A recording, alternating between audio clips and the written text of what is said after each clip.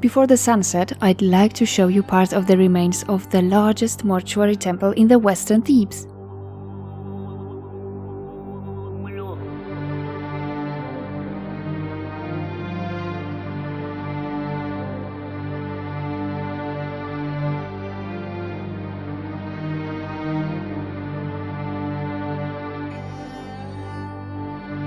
The largest colossi of standing Amenhotep III, 100 tons, 12 meters high, they flanked the giant north gate of the temple precinct.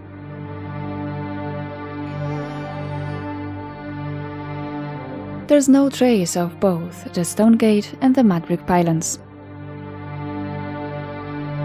And the statues were reconstructed and raised again only in 2014.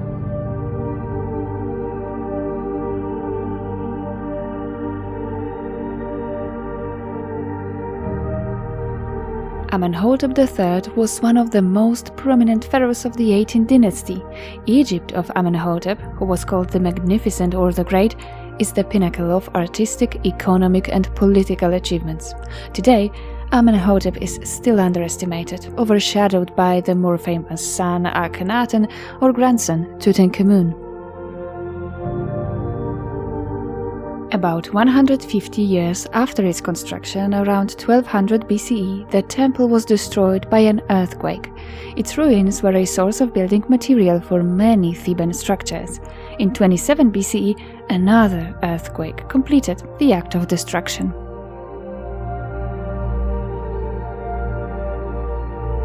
Two gigantic quartzite sandstone statues measure 18 meters in height and weigh about 720 tons each. Named by the Greeks the Colossi of Memnon, a mythical hero, son of the Ethiopian king Titanus and the goddess Eos. In Homer's Iliad, he fought for Troy but was slain by Achilles.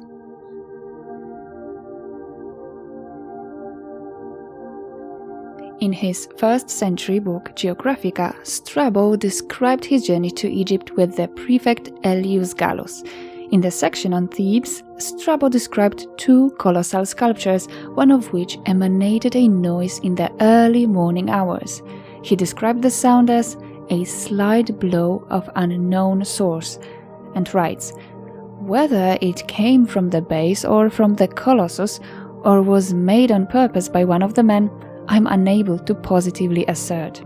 The statue has become famous already in antiquity and was known as the one that sang in the morning sun.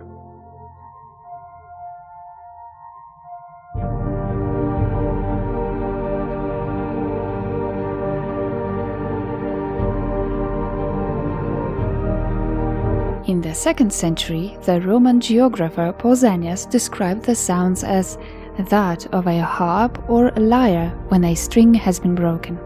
Some ancient tourists swore that the statue not only speaks, but also moves its lips. The Emperor Hadrian supposedly was listening to the singing colossi for 4 days. More than 100 Greek and Latin inscriptions were found in the lower parts of the colossi.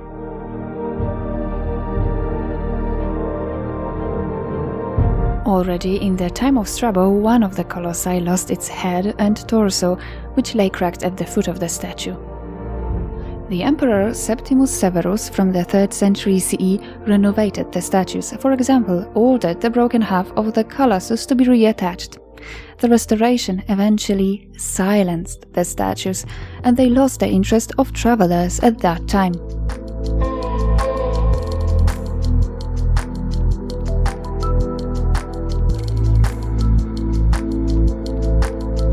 Obviously, the remains of this temple deserve a separate episode. I will return soon to Qom el-Heltan and tell you more about Amenhotep.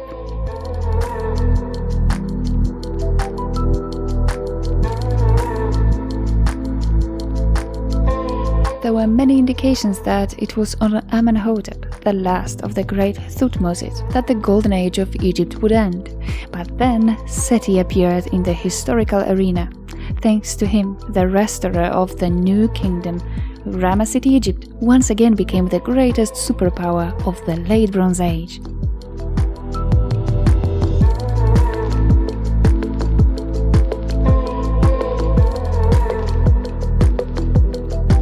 Thank you for watching. To stay tuned, please tap the subscribe button and help my channel grow by liking, commenting and sharing my content with your friends.